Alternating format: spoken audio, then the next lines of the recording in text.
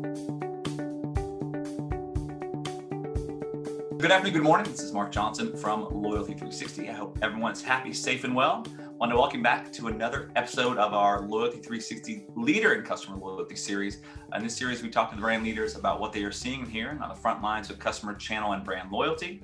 Today, we have another 2020 Loyalty 360 Awards video series, and we have the pleasure of speaking with Jason Scoggins, who is the Director of Loyalty and CRM at Chipotle Mexican Grill that is.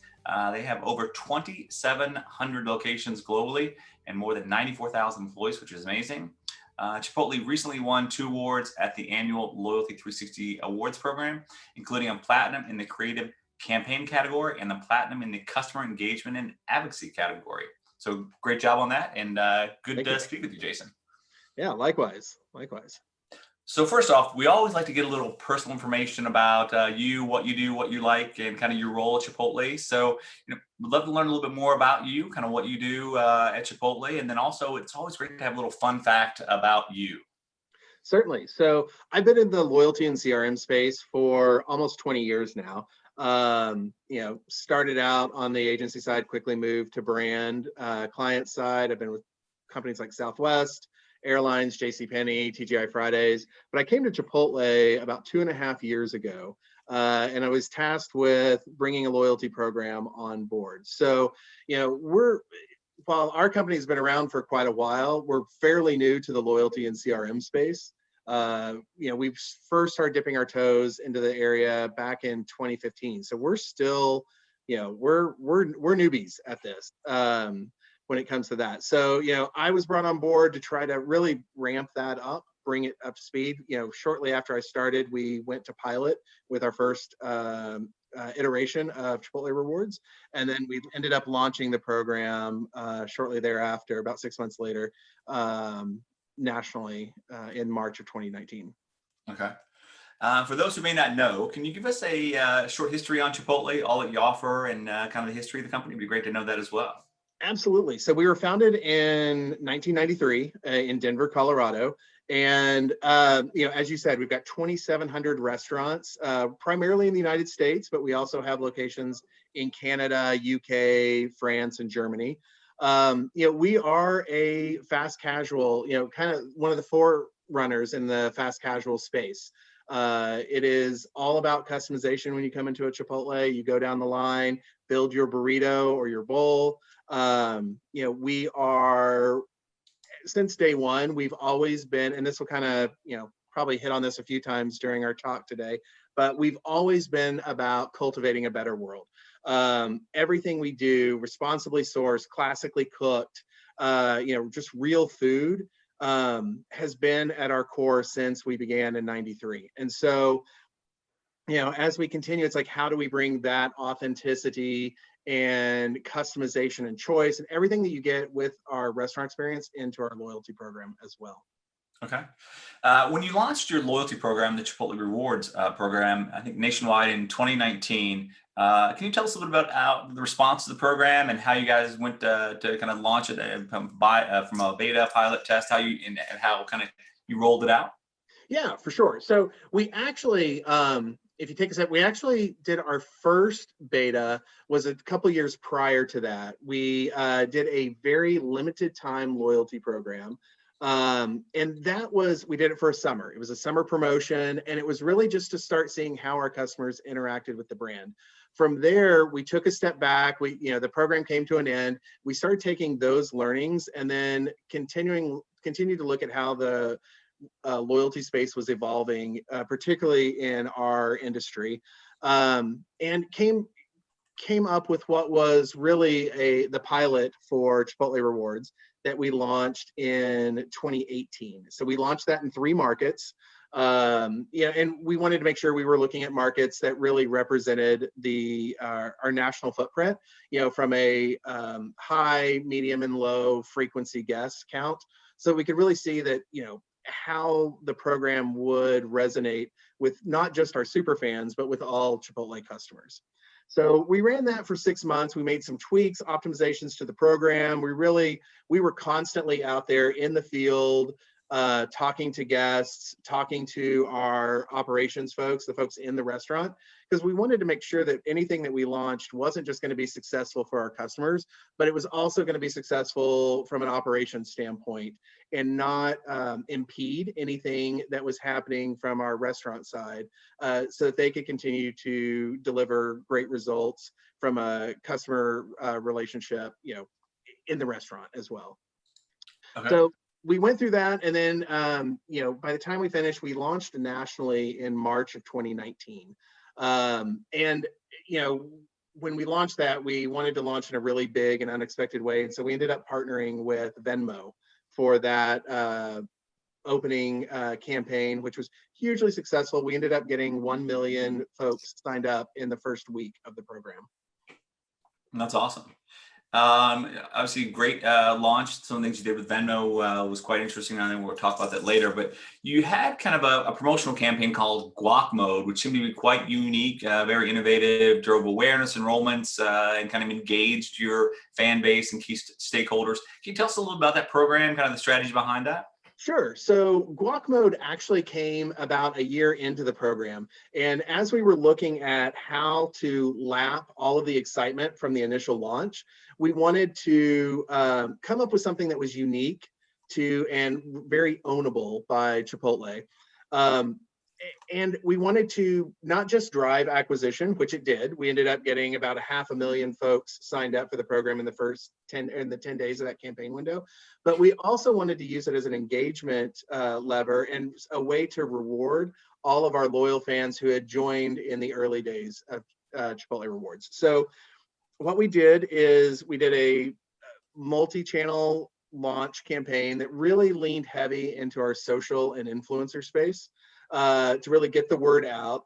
And we made it a really simple, a simple construct. It was text Guac Mode to our short code 888-222, and then you could get in. And the whole concept was sign up before a certain date so that you would be considered a founding member of Chipotle Rewards. Then once you're a founding member, what we would do is do a series of drops over the course of the next year, surprise and delight, and give people free guac whenever their Guac Mode was activated. So a lot of this came about, like, it was certainly a fun idea and really great, and it created buzz, but it was all based on customer insights. So we had done a lot of, as we were building up to this, we did a lot of research with our current customer base, as well as customers who were active customers with Chipotle, but had not actually joined rewards yet. And so we talked to them, we found out, what worked about the program, what didn't. And then we also found out what other programs they were members of and what they really liked there. And one of the things that we kept hearing was, that it took a long time to earn a reward. The way our program is set up is $10 points per dollar spend, and you automatically cash out at 1,250 points for a free entree. And so if you think about that low and medium customer, it's going to take a while to hit 1,250 points. And so that's what we were hearing from our customers as well, that, sometimes it takes too long. And then some of the constructs that they liked from other programs were the surprise and delights. And so we took all of that learning and then applied it to Guac Mode so that we had a way to reward folks on an ongoing basis. Once a month, they would get the free guac, which would help continue to bring them in, which would ultimately lead to earning their free entree even faster because they were visiting more often. And so it was kind of that whole flywheel of how do you get someone in to earn more points, to feel more value in the program. Okay. I think you received over 403,000 texts to 888-222. We did. Great majority of those are driven by social media and some of your influencers. Can you Yep. talk about maybe how was that planned, or how it was planned, and kind of the results from the two platforms? Yeah, so we're always trying to drive culture in everything that we do at Chipotle, whether it's from the CRM loyalty side or on the social media side. It's really key that we are plugged in to our guests where they are and on whatever channels they're in. So, we have a pretty solid social and influencer strategy as it was at that time already. And we knew that in order to really build buzz around this, we needed that extra layer there as well. And so we worked with some of our tried and true influencers, David Dobrik being one of those who's worked with us for years now. But then we also brought in some new folks, and we wanted to make sure that we were looking at all areas, not just focusing on one influencer with a niche audience, but lots of influencers that would hit a lot of different areas. So we looked towards entertainment, to sports, to traditional social media influencers, really across the board to get that word out. Okay.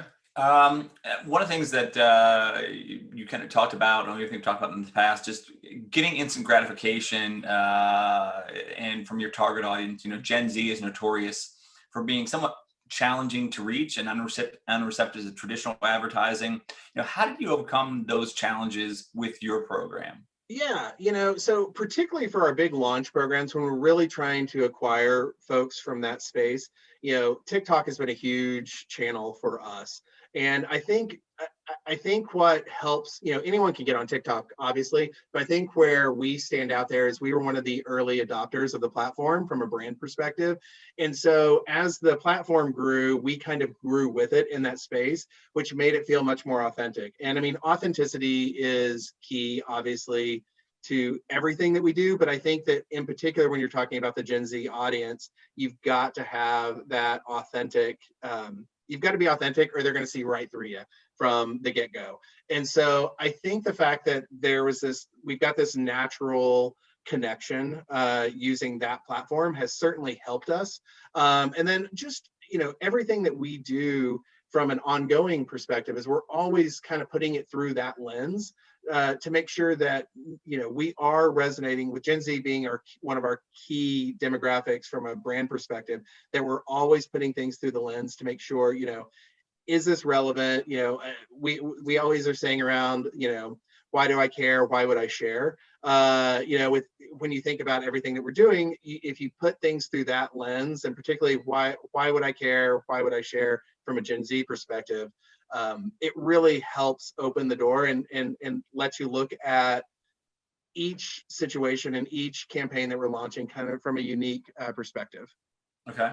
So the program you're on with Venmo, very successful. Obviously, it was an award winner at the 2020 Loyalty 360 Awards. Fairly unique strategies behind that. I think you had a microsite, ChipotleRewardMe.com, which fans could receive free money through Venmo. Can you talk about how you launched that promotion? Because obviously, as I mentioned, it was very successul in the award judging.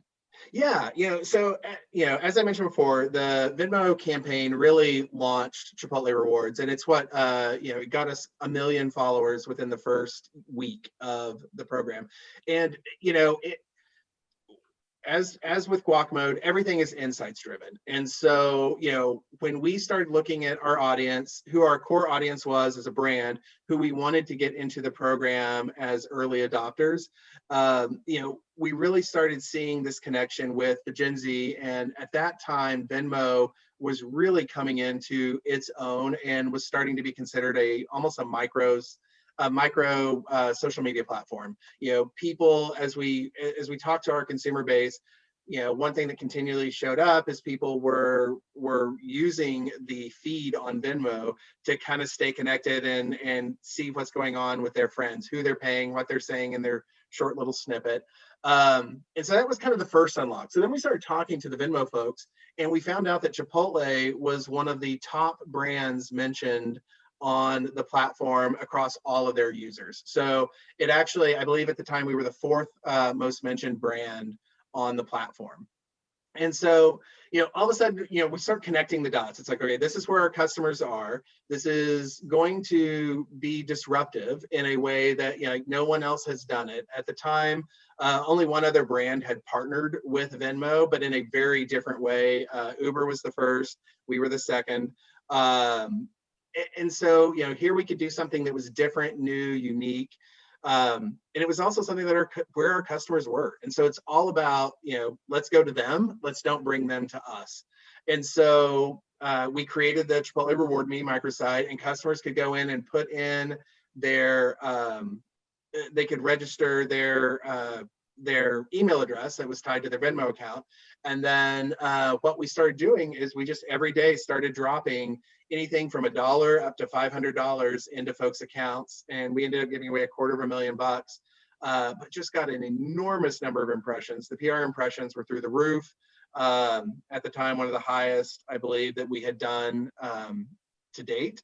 And it really just created this great moment where it was super relevant to the customer. It was new and unique, and really was a way to kind of show up in an unexpected way.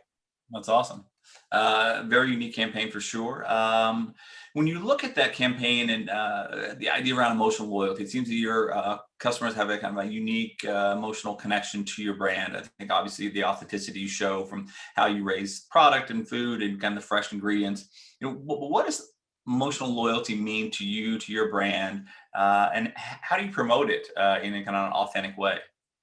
Yeah, so for us, I mean, I think that emotional loyalty has honestly, even before we had a loyalty program or even had thought about CRM, even at the days, like emotional loyalty has kind of been the foundational bedrock for everything that Chipotle does.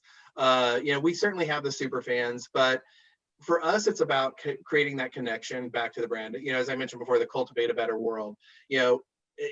That's great if you want to like write that up and put it on the wall behind you, and that's your mission statement. And but it's a whole different thing to actually live and breathe that, and to bring your customers along on that journey.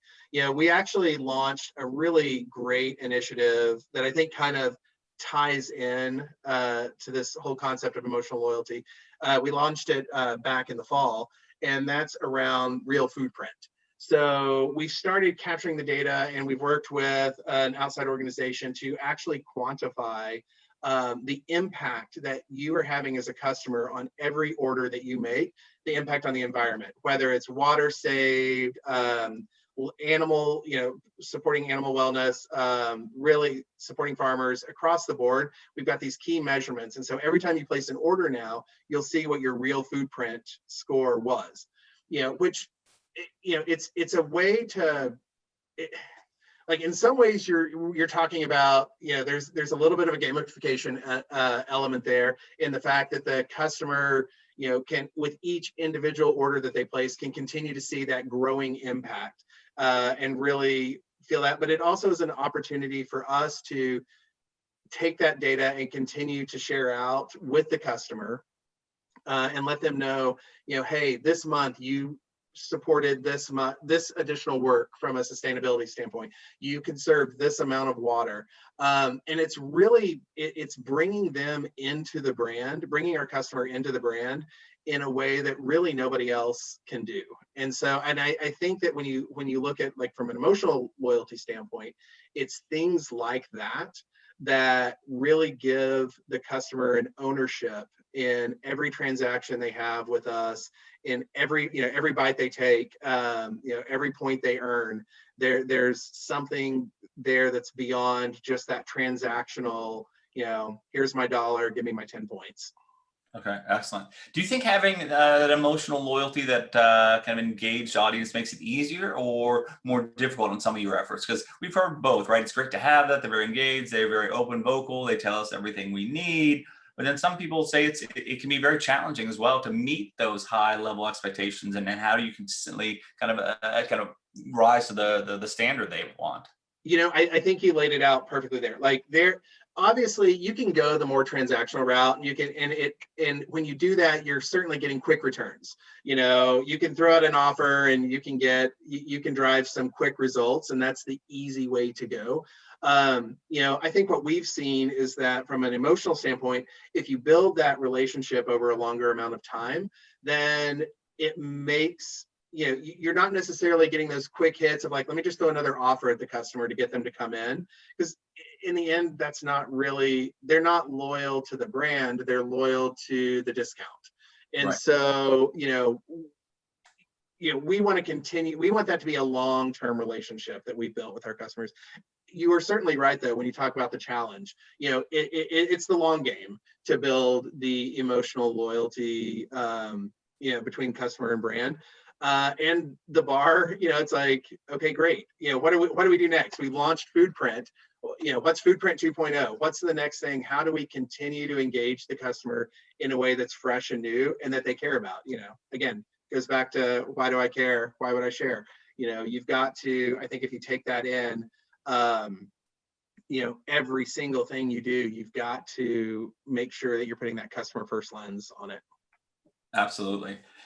Speaking of putting customer first lens on pieces, how do you measure some of the success of your customer loyalty and customer experience efforts? And what KPIs do you and your team look at or consider? Yeah, for us, it's all about driving frequency. I think that's really key. Obviously, we look at engagement as well. I would say all the basics. What's the program growth? Who have we, who's come into the program, who's left the program. But for us, it's also about, are we changing behaviors in the right way? So are we increasing our frequency?